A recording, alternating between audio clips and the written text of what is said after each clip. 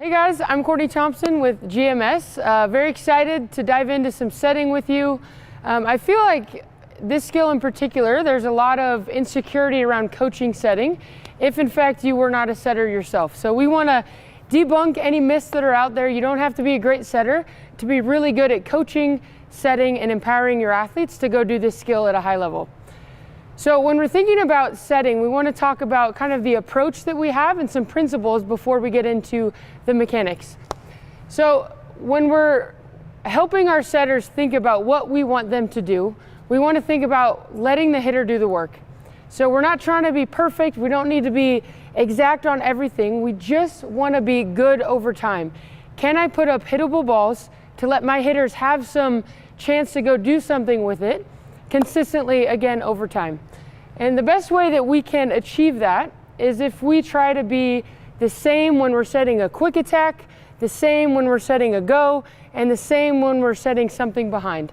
And so to be deceptive, often we think we have to do all these crazy things to get a one-on-one or put our hitter in a successful position, but really the best way that we can do that is to be the same is the same is the same. And what I mean by that is, can I look the same if I'm setting a quick? Can I approach the same if I'm setting a go? And can I look the same if I'm setting something behind? And so we want to put energy into coaching kind of this consistent approach. And like every other skill that we talk about, we want to try to be simple rather than complex. The more consistent we can be at this skill and our mechanics, the more consistent our sets will be.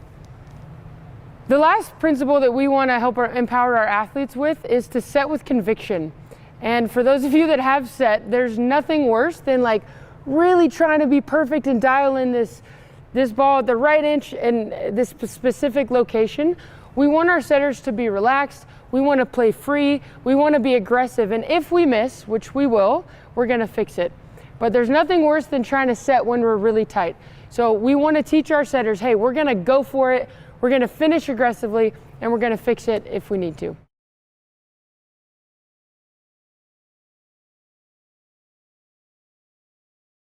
So when we're thinking about designing practice, both activities and where we give feedback, we want to understand where the setter impacts the game the most. And the game is won and lost at the pins. And so the most important thing we can help our setters be proficient at is locating the ball on a good pass, and maybe more importantly, depending on your level, a not so good pass. So in volleyball, there's all of these opportunities where there are medium passes. So can our setters put up hittable balls and just be good over time setting balls to the pin? Again, this is where the game is won and lost. So if our setter can do this at a high level, that's how they're going to impact our ability to win matches more often. The second way that our setters will impact the match the most is by setting a quick hitter. Whether you're running a third step tempo, a 1.5, maybe something in the back row, our setter's ability on a good pass and a medium pass to get something going in the middle of the court, right? So essentially these first two things, can our setters run a good offense? Can they put up hittable balls over time and give our offense a chance to put pressure on the other team? The third way that our setters will impact the match is by these other skills of serving, digging, and blocking. And so there's a common narrative that, hey, if my setter's short and she can't put up a good block, or she's not really great at digging in the back row, or her serve's a little wonky, that she can't be our starting setter. And what we want you to understand from this is that if your setter can put up hittable balls over time, this is the skill that's going to help your team win more matches than anything else. And then can we start getting good at serving, digging, and blocking. The fourth way that our setter can impact the match, again, is by doing all of these things in transition. And so as you guys know, over half of the time in women's volleyball is spent playing out of transition.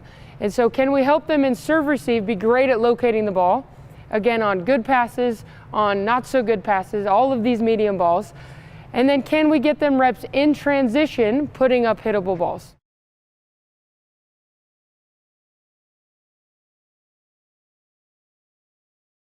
So when we're thinking about teaching the mechanics of setting, when you watch setters at a high level, both men and women internationally, high-level college athletes, there's some variance and there's some nuance, but there are things that are very consistent in all of these high-level setters.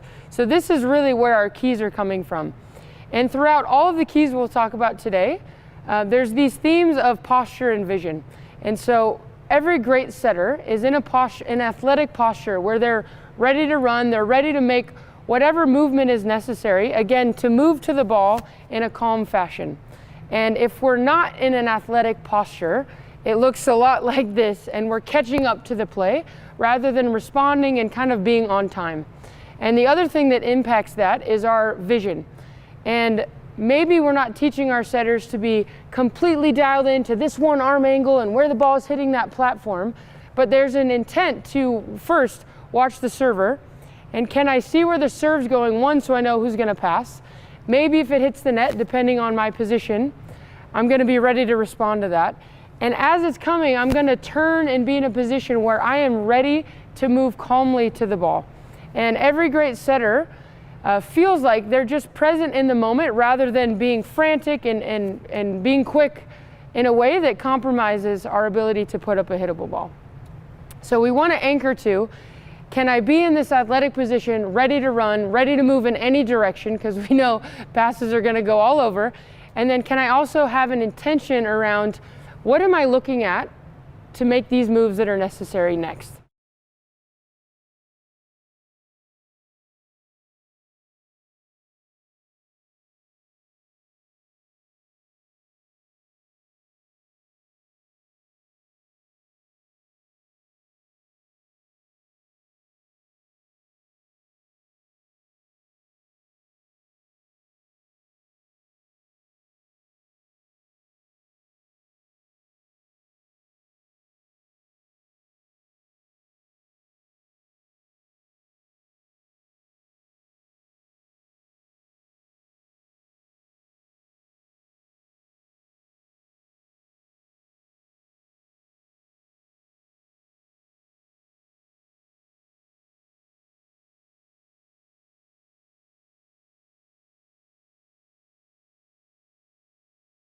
So when we're watching the best setters in the world, again, there's these consistent factors that we want to put energy into, one of which is we want our hands up early and we want to be in the shape of a ball. And so again, there's some variance of where setters start, how high they take the ball, but what is very common is that as a setter is approaching the ball, this is very simple.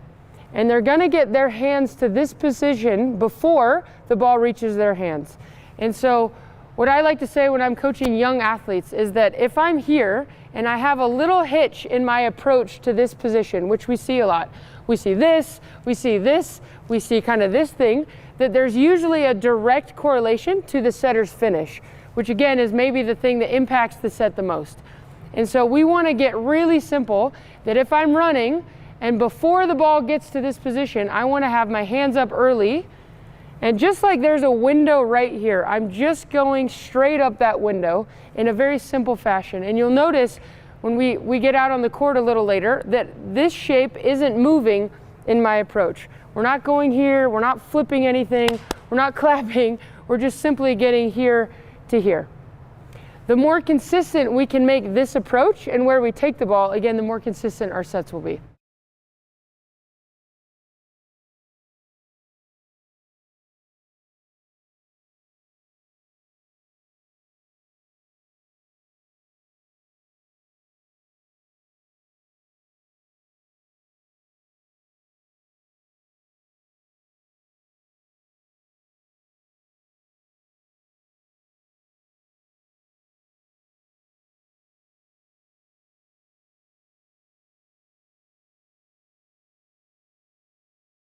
The other quality that we see from every high-level setter is that they extend with their palms to target. And when I go in gyms across the country, if there's one skill that makes the biggest impact right away from setters that they don't feel confident, that may be doubling a lot of balls, that their set's a little wonky, is to over-exaggerate this extension with palms to target. Again, this is where setting with conviction comes in. And so if we have this nice, simple ball-shaped hands, we get here early, then as I'm setting, whether I'm setting a quick hitter, I'm setting a go, or I'm setting something behind, we want to have a very consistent extension with palms to target. Passers pass all over, and the game is not perfect. And so even if we don't get to take the ball in the position that we want to as setters, we can be running, we can be taking it here, and if I have this really epic finish, it gives me a chance to put up a hittable ball in all of these different situations. Maybe, hopefully, we're not digging too tight, but if and when the ball is high and tight, I can take it here and finish with this palms to target, and again, put up a hittable ball.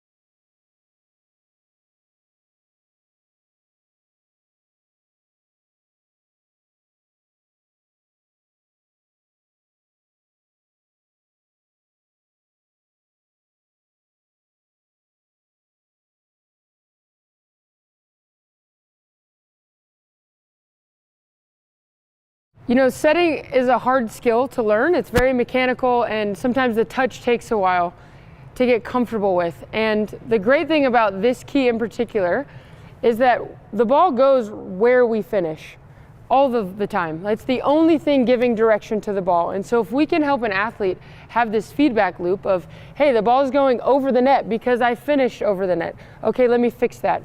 So there's this really immediate feedback if our athletes are really connected to, hey, what was my finish like? And when you're coaching young athletes, you will notice a lot of their finishes will be here, or they'll be here, or they'll be here. And if we can get them to connect to it long enough, then they can fix it. And then all of a sudden, they're feeling like, oh my gosh, I can put the ball where I want it to go. And whether, again, I'm setting something close to me with a little bit less force, I want to have this big open finish. And if I'm setting a long ball and I'm trying to get it way out there, I want to have this exact same finish. And so regardless of where we're setting, we want this to be very consistent. We don't often talk about this with our athletes unless it becomes a problem, but I want to share this with coaches just so we have an understanding. If I have my hands up early and they're in the shape of a ball and I bring them up here, you'll notice that my thumbs are relatively facing my face. And when I extend my palms to target and I'm telling the ball where to go, my thumbs have somewhere to go. What we see a lot at coaching clinics and also with young setters is that they start in this position, and then when I'm setting, there's nowhere to go but here to get the ball to go forward. And so what that does is, for the ball to be located well, it would have to be the exact right force from both hands to get it to go that direction. And so again, we want to help our athletes understand that if I'm in this position, when I finish, I can finish right to the target without compromising it in this way. So just so we understand why this principle matters.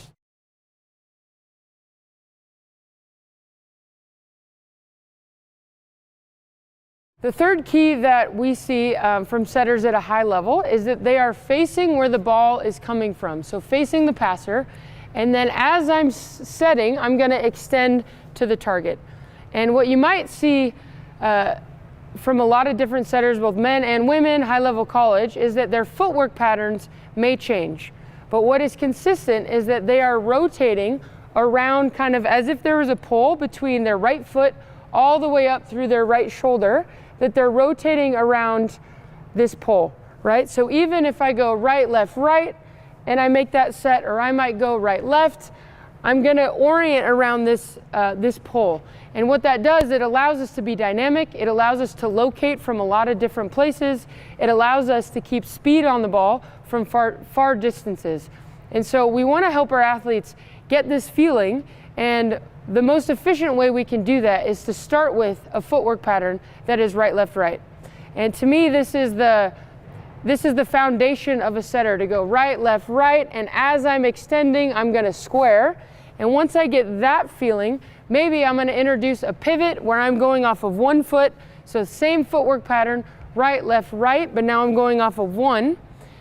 And then we might introduce, depending on the setter's physicality, what's more natural to them, you might see some right, left, you might see off the left, but regardless of the footwork, what is consistent, again, is that I'm facing the ball and I'm kind of orienting around this right side of my body. The other value of this key is that if we are open to the pass and extending again to that target, it allows us to take it in a much more consistent place. If you imagine the pass coming from this direction and me squaring up early, it's really hard as a setter to feel dynamic and to gauge where to take this to be in a consistent spot. So what we'll see is we're taking it here, and making this move much more complicated than it needs to be. And so as much as we can, get our athletes to face the ball, get in this position where the plays and the passes and everything is in front of them so that we can go give direction to the ball at a high level.